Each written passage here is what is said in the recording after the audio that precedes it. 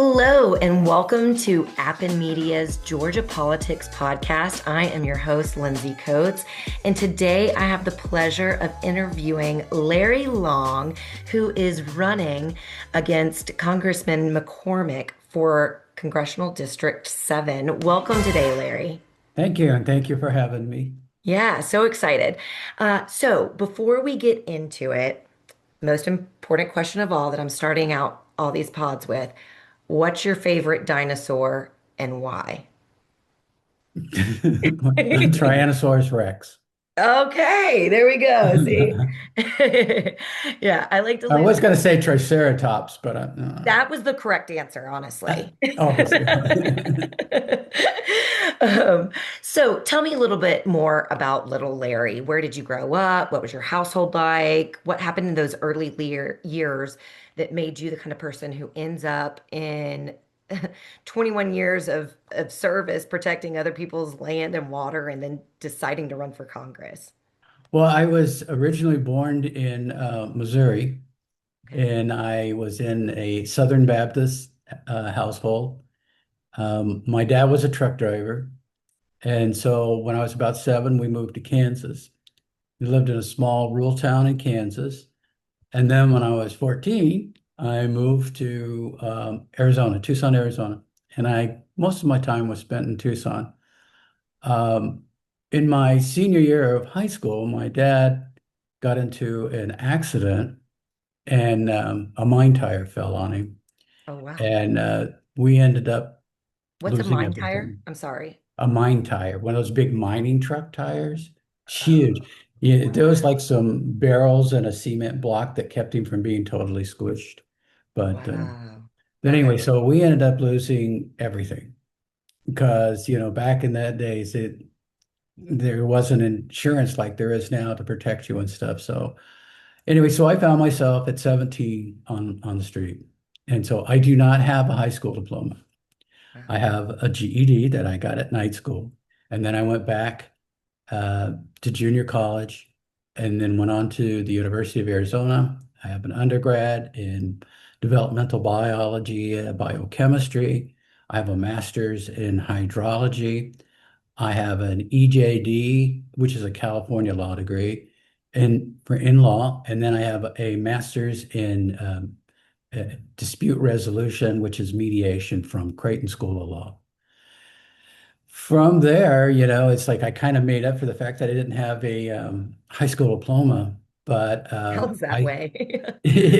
so I went from Tucson and I started my career in EPA in Kansas City, Region 7, and I worked in water regulatory and water enforcement. Then I went to Washington, D.C., and I worked on some rulemaking, waters of the U.S. And then I went back to Phoenix, and then I got called to Atlanta to work on coal mining. I was. See, I haven't totally retired yet. I still say I am instead of I was. Uh-huh. So I was the regional mining expert, and I worked on various subjects. And I worked in NEPA, which is the National Environmental Protection Act or Policy Act. So we did impact statements. We reviewed and wrote impact statements for major water projects for me because I worked with the Army Corps of Engineers. I worked with DOE and DOI on mining, and I have a couple pending publications, depending on what the agency wants to do, since I'm no longer there, on rare earth metals. I have a new book. It's on mediation, and it's called Circularity and the Resource-Based Dispute Management. And that's kind of an extension of the first book, which was Resource-Based Dispute Management. It's a guide for environmental mediators. I was gonna say, explain it to me like I'm five. What does that mean? Well, what we do, a lot of times we work interagencies on different projects, and so we come to a general consensus on how to move forward. And the mediation skills are very important. I was also what we called a federal shared neutral. where I did mediation on personnel issues and such. And so I have, uh, I've spent the last 21 years at EPA. Prior to that, I was for a small town, I was a public works director. I started out as superintendent, went up to director. I also taught college. Um, I taught at the same junior college that first started in. And I taught water, wastewater, and environmental studies. That's incredible. Um, That's incredible. And 21 years in that role with the EPA.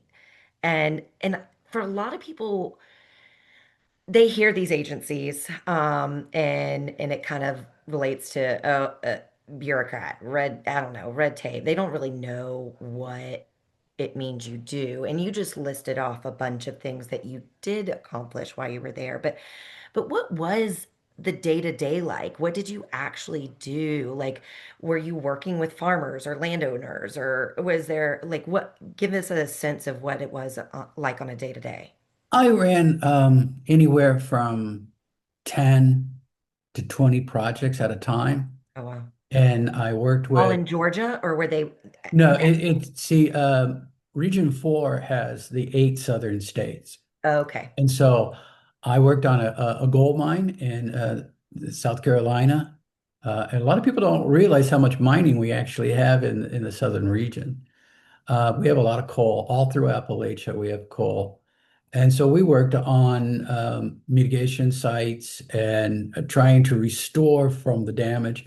I worked with developers on trying to, get them into compliance for different types of developments. We were constantly called for that. So what NEPA does is if you there's three triggers for NEPA. If it's federal land, federal money, or federal permit. Not everybody has to do NEPA. If you don't meet those three triggers, you probably aren't going to have to do that.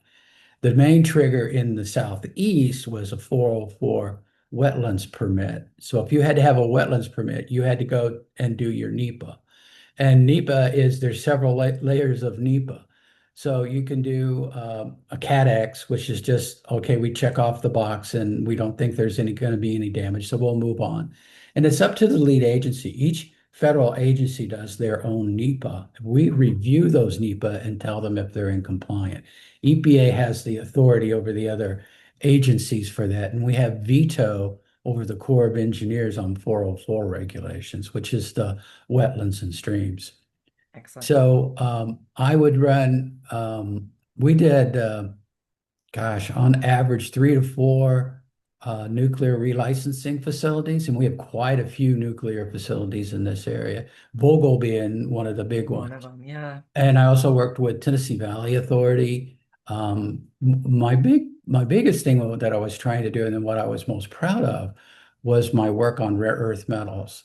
And what Mm, we were trying to do was to clean up a lot of Superfund sites and coal sites and utilities that have all this coal waste. What we can do with that, and if you go to my YouTube channel, there's a video on there. Mike Smith has a process which he uses to take coal waste, which is very acidic, high acid content. We take that and we remove the rare earth metals. And then he takes it one step further and takes the waste from that and makes it into jet fuel. oh.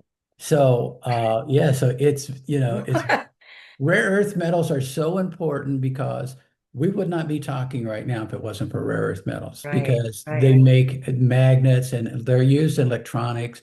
The biggest user of rare earth metals is the military because of all their electronics. I was about to say it's probably why several of the wars that we're getting into Well, see, right up. the whole thing started back in the 1940s. Mao Zedong decided that he would corner the market on minerals and Hmm. rare earth minerals at the time. Well, everybody said, fine, we don't really even know what they do. So, and at the time that was true. So move forward to today, and then everything, light bulbs, Yeah. everything has a rare earth metal in it of some kind. So it's really important. Then Oh, China decided they would cut us off, Yeah, your cell phone for sure. So China decided they would cut us off. And so we're going back, and so it's a security issue since the military uses most of it. mhm, It's also economics. I mean, we would create a tremendous amount of jobs in coal country if we could do this. And think yeah, about it. Every utility in the United States has a coal waste pile because they mhm, were coal fire plants. If you can convert that, and we know for a fact that we can convert it into rare earth metals, we don't need China. right, And right. just so you know, Japan was the first country to mine the ocean. They went down 6,000 feet and pulled up these nodules because of the pressure of the ocean. Rare earth metals form in these magnesium manganese clusters, and it's they just go down and pick them up. That's incredible, and not something that I think the average person, especially myself, knows anything about. You were, I was going to go to one question, but I think I'm going to jump to another one right now because you are touching on it.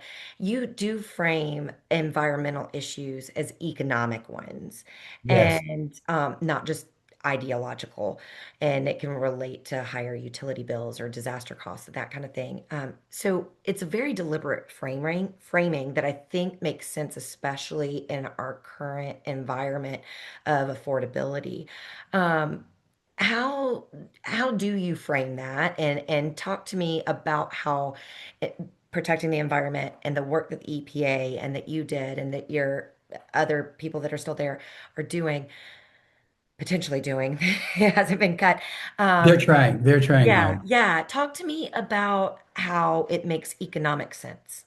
Well, the first part of it is the model for EPA is human health and the environment. Okay. So EPA back in 74, for the air quality, and the Air Act. In fact, NEPA is Section 309 of the Clean Air Act. Because a lot of people say, I go to the regulations, I can't find it. Well, it's in the Clean Air Act. That's why. So asthma, uh, pollen, you've got all these air, acid. Remember, we used to have acid rain as a problem. Right. Right. So all these things add to your medical expenses. So that's one way. So your health, your overall health, you're going to have to pay more if you have bad water and you have bad air. And in EJ communities, which is environmental justice communities, since the land is so cheap, they like to put landfills there.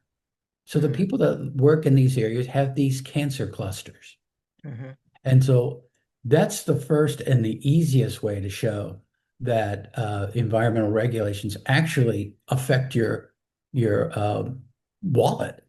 Yeah. So the other thing is when we go into cleanup, and Superfund is a tax-driven cleanup process where we go in and we clean up sites that have been abandoned.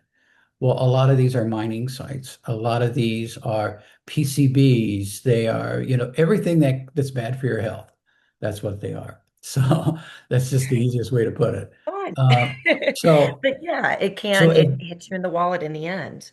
yeah, Your but there's healthcare. also the other issues is with now when we have to import things with the tariffs, that's going to directly affect you. Mhm. So right now, because we did with our wetland enforcement, they're called CAFOs, that they are confined animal feeding operations, and there's like only, believe me, 100 head to an acre.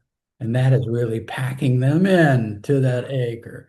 So and there's runoff, there's stormwater runoff that comes off of that. And that goes into your drinking water. And, it's fecal coliform, it's Yeah, waste, just it's gross. animal waste. Well, And you, that's not good for you. And there's all kind of different diseases that come off of that's directly related to it. But also with rare earth metals, if we could go out and fund self-fund this by getting the public to go in and the contractors to go in and clean this up because the incentive is that they will be able to sell those rare earth metals. And Mm, right now, several of the metals are worth more than gold, which is saying something because gold is like right. $5,000 per ounce. Well, we measure rare earth metals in grams. So by the time you get an ounce of them, you've got some serious money. Serious, So yeah, that's for the the incentive community. to get the public to go back out and clean these sites up so we don't have to rely on that tax. There's another So option. that saves you money there, so you're not being taxed. Right. Um, I'm trying to think. There's just so many different ways. I'm trying to narrow it down here that where it affects your wallet. Yeah, no, So that's okay. I think you did a great job. so there's Um, also the alternative energy section of that to where you're not polluting because you're using clean energy. So that directly affects your wallet. I yeah. have a PowerPoint and I have two slides that are totally dedicated to this. Oh my So God. I You're going to be know. entertaining people with these stats all campaign season, I bet. So you were inside the federal agency, you were inside the EPA. It was one of the agencies of many that was gutted under Doge last year. What do we need to understand about what was actually lost? Like, how many of you might not have an actual number. I get that, but I'm sure you saw many of friends let go. I don't know if you were part of the firings or whether Well, you over decided to leave, but 300,000 federal employees were say that again. either over Right. 300,000 federal employees are no longer on the job. Yep. And what does that mean for us as And what that actors? means for you is when you go into a federal agency to get help, there's no one there to help you. Hmm. Hmm. And it's not, and those that are there, because what happened, first of all, they fired all the young people, our interns and stuff, that they fired a lot of them, and then they had to rehire them. And then anybody that had anything to do with, DEI, they were gone. So they got rid of a lot of people. And those are the people that directly help these small communities. So the grants were all canceled. And at one point, they were saying they had to pay back the grant, even if you spent the money. I don't know where that's at, but it was very stressful at the time. So what else happened was they started rolling back the regulations, and the people like me that have been there for a while, that know these regulations inside and out, and know what their changes are going to do, decided, well, I've had enough. And if you look on my literature, you'll see that I am direct, defiant, and done.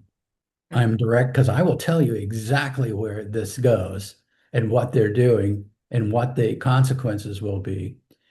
I'm defiant because I'm not going to let them continue. That's why I'm running for this position. I can't in good faith um, allow them to just strip the regulations and remove the people's voice.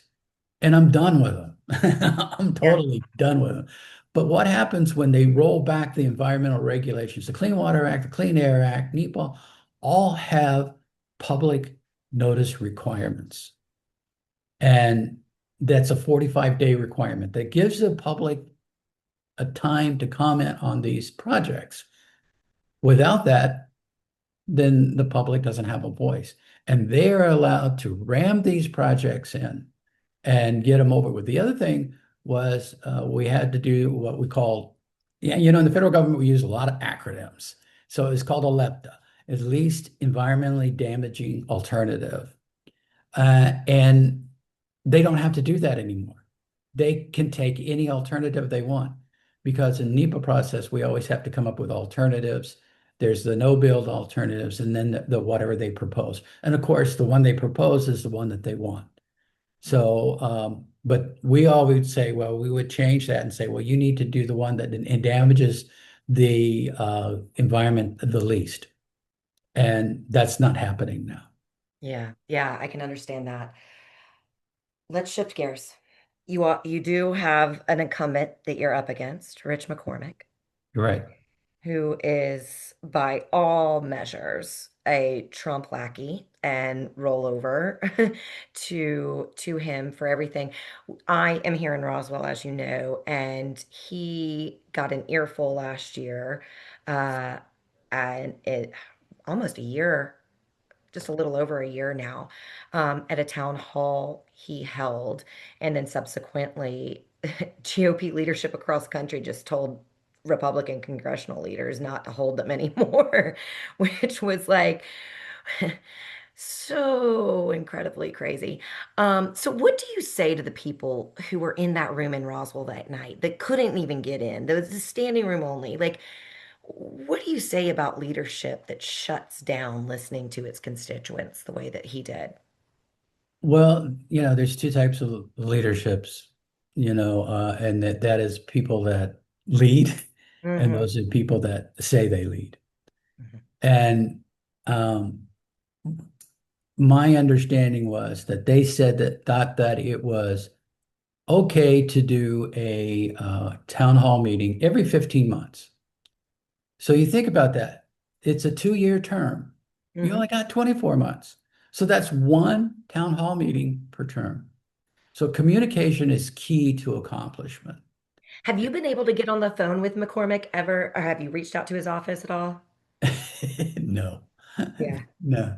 I did The send people I some, know have not heard back from him regardless. So, well, and that's what I heard from most people said, you're wasting your time. I did early on send some, I believe I sent some emails to him, but I yeah. didn't get a response. But a lot of politicians are busy and it's their aides that answer anyway. So it's not something that I was really expecting to get an answer on. Yeah, But but just because answering, even if it's an aide, like get back to people. He's just shut down communication. I mean, almost across the board from what we well, can tell. they could do one of those automated things is like, yes, Right. we've got Right.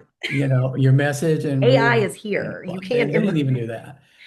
um So go ahead. communication is really important. And so what I was saying that I have it set up to where I am going to do whenever there's a break, I will be doing town hall meetings to come back.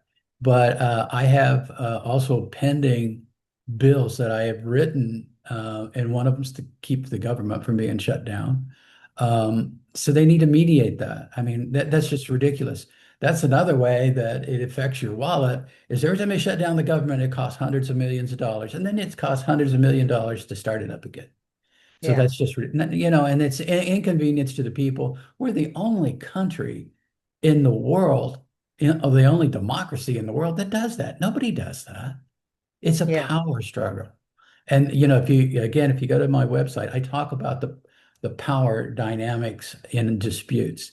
And so I am ready to get into it both feet on the power dynamics of how Congress works with each other. I did want to ask you about that because I did notice the extent that your talk about the mediation and having international dispute management. That it almost feels like the opposite end of the spectrum of defiant that's also in your tagline almost. So how do those things live in the same person? How do you define that for yourself? Well, it depends on the experience of the mediator, what they'll tell you what the mediation process is. If you're working with an attorney and you're trying to get a settlement for an insurance claim, they're going to tell you, well, you're going to have to do some concessions. Hmm. But on the big picture, maybe not.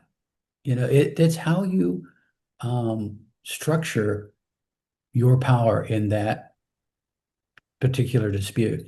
Hmm. And Bernie Mayers, who was one of my professors at Creighton, he's famous for the statement as that the power is the currency of a dispute. And so I added to it, and how you spend that currency Yes, will tell you whether you're going to get what you want or you don't want. that That's, makes sense. and so, we look at it on the federal and international level. We look at it and we call it, during the Clinton years, and even in the Reagan years, we called it shuttle diplomacy. And then what we're having now and what we had before was gunboat diplomacy. And that's what we're seeing right now. We're seeing gunboat Gunboat. diplomacy, Okay. where it's like, you do what I say, or I'm going to blow you up. And I mean, that's it's pretty very simple. But that is something that you need to get away from because gunboat diplomacy gives you a quick resolution, but generally sets up a void, a power vacuum later on. Mhm. Because think about it. I mean, you don't want somebody coming in and uh, sticking a gun in your face and saying you have to do it. You're going to do it. But when they leave, you're going to go do what you want to do. So you did not resolve the dispute. You probably made it worse. And we've probably made it worse in Venezuela. And we Can't definitely think of a have made it time that we've worse in made it Iran. better. Yeah. And all he wants to do with Gaza is develop it. Yep. So we have not made these better. We Yep. have made them worse. Agreed. Agreed. Yeah, it's been interesting to me to see us go into these countries of brown people. And it hasn't worked before. We're going in with no plan. There's, at least in Venezuela, we put somebody else that was part of the former regime we took out in But the place. whole regime's there. They only took out In Iran, they've got 3 to 4 layers of leadership that they had put in place when the Ayatollah was gone. So what are we doing? It's just, well, the thing that kind of got me is well, we're going to let the people of Venezuela and the people of Iran um, take over their government. yeah. Okay, you want people with sticks and stones and maybe some little small weapons to go up against the military. That Mhm. is suicide. Yep. And in either case, is there's not a plan. If that's the plan, then then you need to rethink that plan because that's No. not going to work. That just Uh, simply is not going to work. And that's why I said they made it worse. So instead of doing, I mean, the person that said that he was for peace, you got to look at it. I mean, what's prophecy? mhm. Charismatic, a figure from the West that promises you peace and gives you war. Yeah. Kind of crazy. So yeah, that's kind of. But what I say is that we're done with a wannabe king that Mhm. is drunk on power and McCormick is his codependent. I completely agree. And it's been to see the lay down of not only my own Congress person, McCormick, but the rest of the Republican congressional leadership, especially with this newest instance of Iran and going to war without getting congressional approval, all that stuff. Yeah, he's laid down. Let's talk about the district for a minute. This district has changed dramatically. It's grown fast. It's more diverse than it was a decade ago. The cost of living is squeezing people who don't look squeezed from the outside. So, who are you talking to first when you're knocking on doors here? Who are you trying to talk to? And it's a I'm heavily not. Republican district. It's an R+11 district. So, yeah, how are you figuring out your path?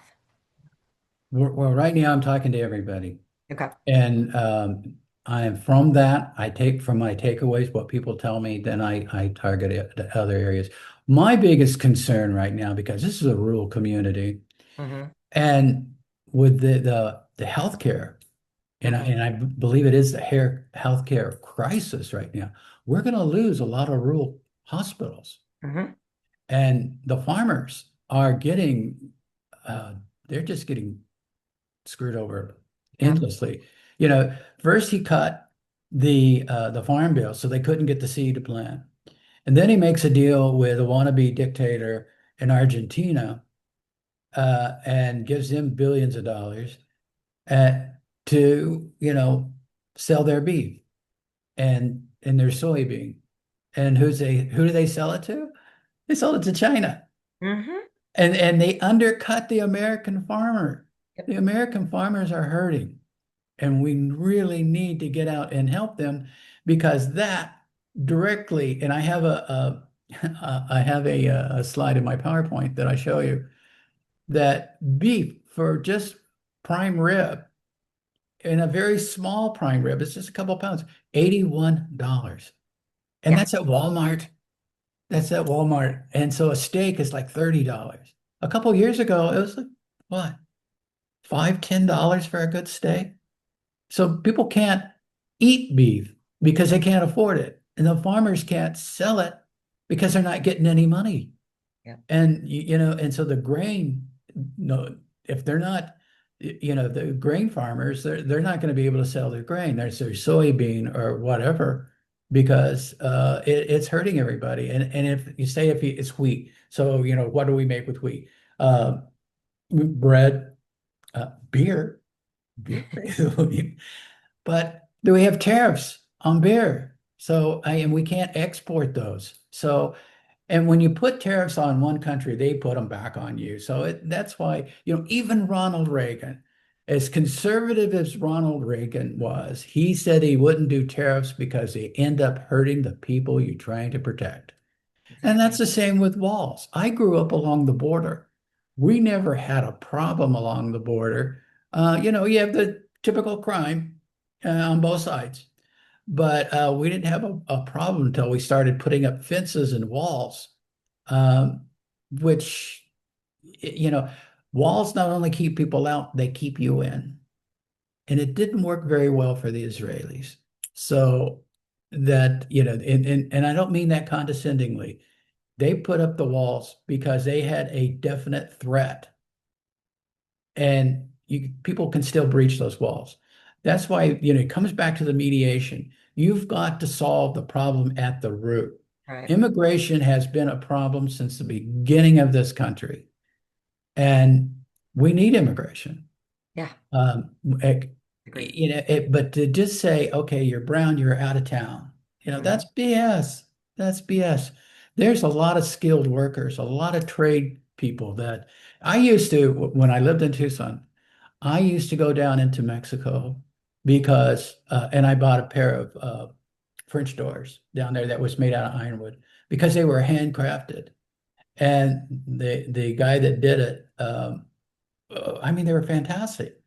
And the mason, they're fantastic masons, fantastic in constructions, and we depend on that. But what we need to do is bring those people into the unions and formally train them so that everybody's getting paid fairly. Because when they come to this country, they're not being paid fairly. Right. Right. So if everybody's on the same level, everybody's getting paid the same. Yes, it will probably cost us a little bit more to have that room addition put on our house, but it will be better. It will be wetter. They're getting paid and they're getting a living wage. Right. When you say when systems break, insiders profit, name the pattern and tell me what Congressman Larry Long actually does about it and how can you make it work for us? There's that's like a huge subject. When the systems break down, like what's happening right now in the government, Doge just went through and just fired people. It was stupid. If he wants to do that to his company, Tesla, and fire people, and then you lose your trade, you lose your good people, they go someplace else. He can do that. But to the federal government, because there is a time lapse of getting people into the agency and getting them technically sophisticated enough to handle the public. And you've really got to know your regulations inside and out. And what I'm proposing is there's several bills that I'm proposing. And the first one I talked about was first of all, quit shutting down the government, you know. And so a lot of these will come with mediation techniques. We need to have a healthcare system that functions Can I for stop you really everybody. quickly? Will you talk about that mediation piece before a shutdown? What does that look like to you? How is that structured? I want to kind of, What I am proposing yeah. right now in this bill, and the way that it'll work is that once I get to Congress, I'll take it to committee, and then I'm sure that they will massage it, and Hmm. it comes up. But They the way always I'm do. proposing it right now, 90 days before the end of the fiscal year, which is September the 30th, they must meet. Bipartisan committee must meet to work out the budget. Right now, they go right up to the day. They go right up to the day, and see, the federal agencies have to have their budget into Congress in July. Well, it sits there from July till September and nobody does anything about it. And they try to So massage it inefficient. for power. And that's a power structure. Again, that is so key. That is the currency to that dispute. So, we've basically got to work for the different systems, whether it's healthcare, whether it's Medicare, I mean, Social Security, Medicare, whatever, whether it's veterans' rights. All these systems must function constantly. And when you introduce chaos, which is what this administration has done, That's all they do. and I do another video on chaos. There is power in chaos, but it is a random power, and it's very hard to control. Yeah. So if you are a carpetbagger Yeah. and you're And coming Southern down and term, you create this drama and this chaos in that system, and then they destroy each other, you pick up the pieces and you make money off of it. And Trump is known for saying that he makes money in a down economy. hmm So, because he's picking up on the stocks, and the stock market is not the economy.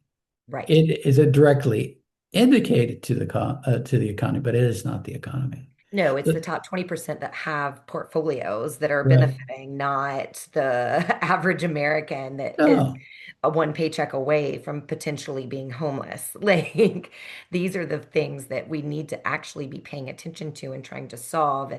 And what I feel is though, at least for 10 plus years, has not been focused on at all. And it is a both sides thing because it is something where we've gotten people Dems in power, and these things haven't been solved either. So it's been a long-term issue that we have not faced or addressed yet.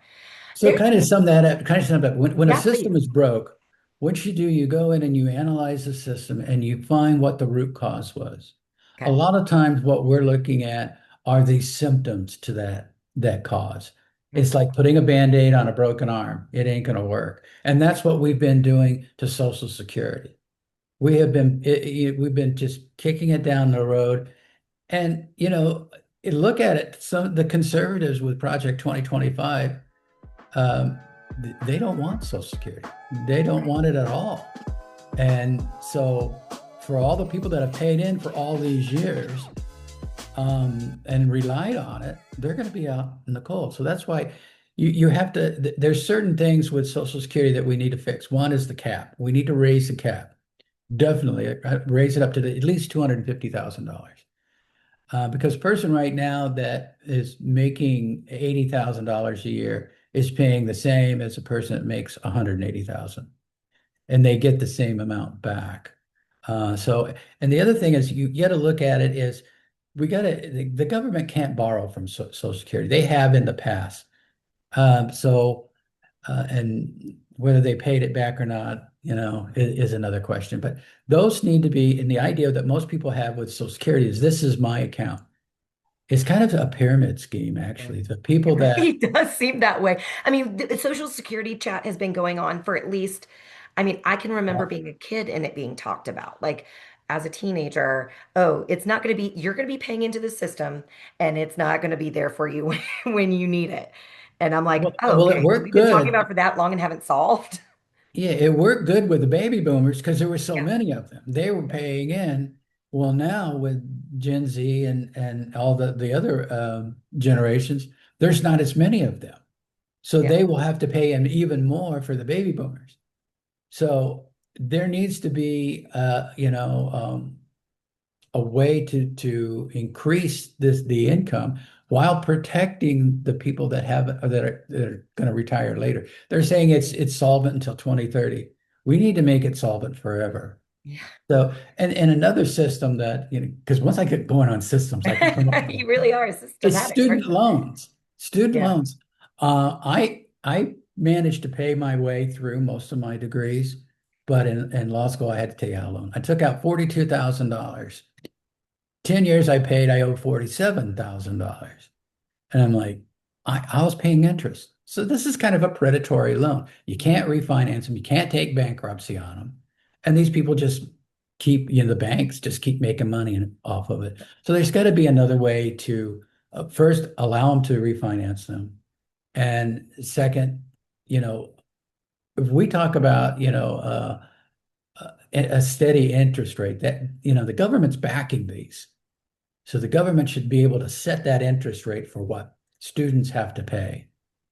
And we need to come up with paid internships for students, um, when you first get out of school, because everybody goes through this, and I did too. I had a bachelor's degree. I thought I was hot stuff. I went out there. Yeah, I got a bachelor's degree. And they go, "Well, do you have any experience?" No, I have a Yeah. bachelor's degree. So, so then you have to get experience. So the internship will give these students and it doesn't have to be for just college, 4-year degrees. It can be for vocational Right. and stuff. And we're looking at 300,000 federal jobs right now that we could replace with interns over the next couple of years and absorb that. And and then we extend it to the private sector. No, they did internships in the 80s, but they didn't pay anybody. And so they were just taking advantage of people. But we can give these industry, these large corporations, tax incentives to hire people to do internships, and it benefits everybody.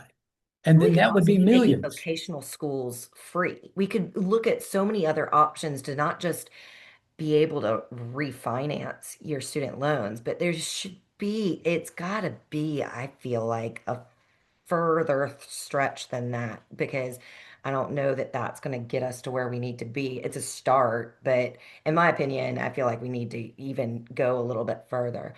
Yeah, Last, when yeah, you please, brought please. up the And then last refinance, the question. reason I say we need to refinance is because we need a fixed interest I, rate. yeah, I agree. Because it's not fixed right now. And so you could be paying 2% and then the economy goes sour and you'd be paying, like I did, 13% Hmm. for a Hmm. while. I paid 13% on my student loan for a while. So I Yeah. just went and took out money from another institution and paid off my loan Okay. because I would still be doing, I mean, because Yeah. forgiveness, the red tape on forgiveness was just incredible. And it shouldn't constrain our young people that way. No. Well, and it's actually really hurting industry because these people that are coming out right now, AI is the rage, right? Hmm. So there's a gentleman, Mateo, that is running for an office in I forgot his I think it's a anyway, I forgot what seat he was running for, but we talked to Mateo and he had the same things. He just graduated in AI. And so he's got all this knowledge that the federal government needs because you don't want people that don't know anything about AI making AI decisions, which is what we have kind of right now with the military, because Yeah. there's a big AI debate going on there. So, Yeah. I really don't want autonomous weapons because we No. know AI lies, and if it makes a decision on who to shoot, um, you really need to get that criteria down. Yeah. Completely agree. Okay, last question, and then we're going to do a quick lightning round. Okay, I have a few questions. So, you've got two other Democrats in this primary, and without getting negative, what does Larry Long offer this race specifically that we need? And it not just against McCormick in November, but right now, what do we need Larry Long to help us get to the finish line in November? Well, it's a lot of it's the mediation skills, Hmm. communication. I am open to everyone. I want to listen to everybody, and I want to be their voice.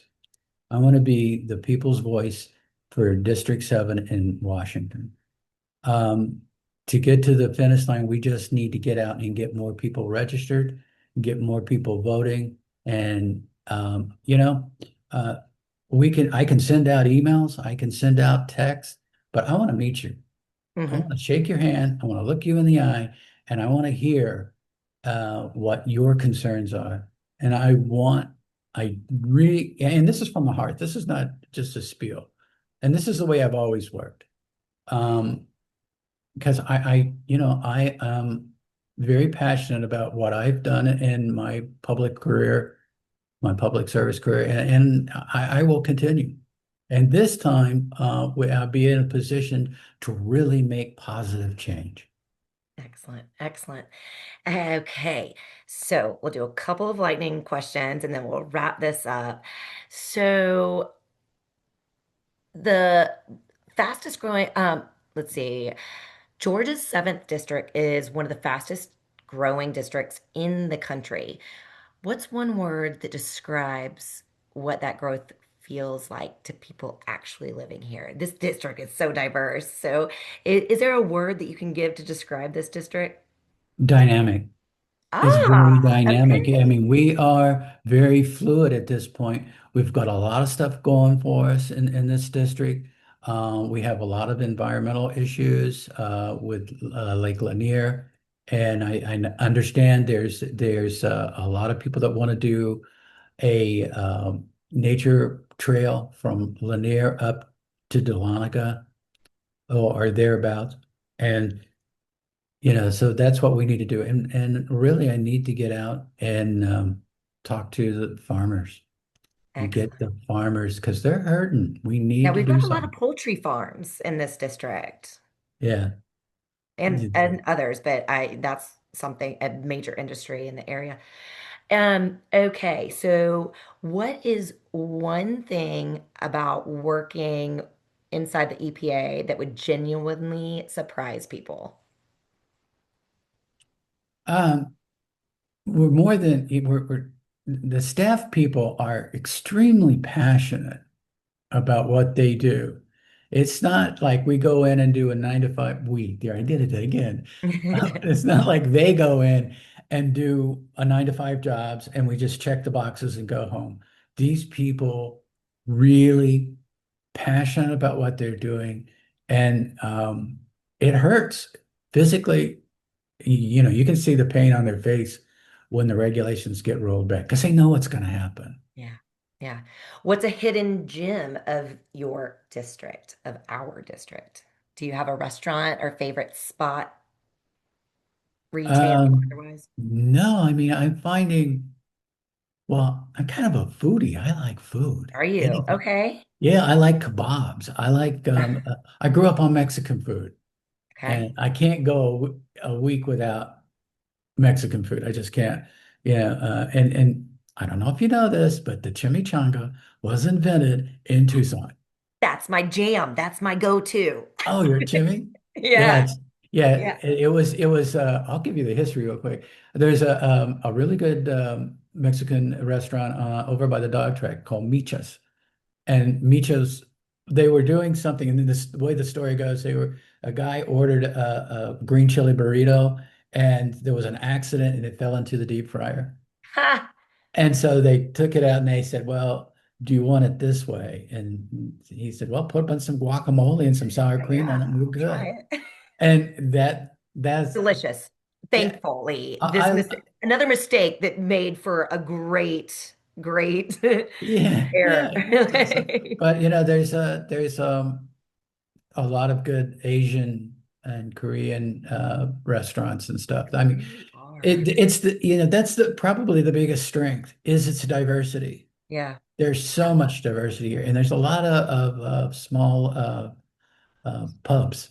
Yeah. Small family So biz. yeah, it's My all that's the lifeblood. bulk of it It is really is. small family businesses, and the tariffs are hurting small businesses as And we got well. 15% more coming globally. There. Yeah, that's crazy, crazy. Okay, so last thing, and we'll wrap it up. Where do our listeners find you? How do they follow the campaign? Shoot us the tell us the website too. You can email me directly at Larry at hold it. Okay, Larry at electlarrylong.com. The website is electlarrylong.com. And I will be on the 7th. I will be up in Woodstock for a conversation. And then I will be at the Holly Festival and coming the same day.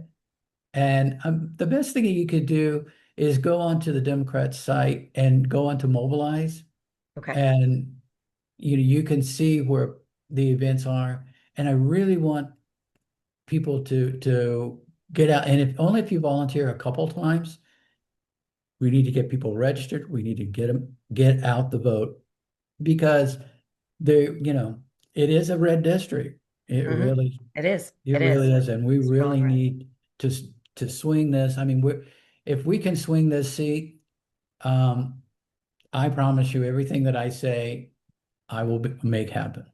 Excellent, Larry. Thank you so much for the time today. I really appreciate it, and I appreciate you joining us. Thank you to all of our listeners that have gotten this far. We appreciate you listening as well to Appen Media's Georgia Politics podcast. Thanks so much, and look forward to speaking with you in the future.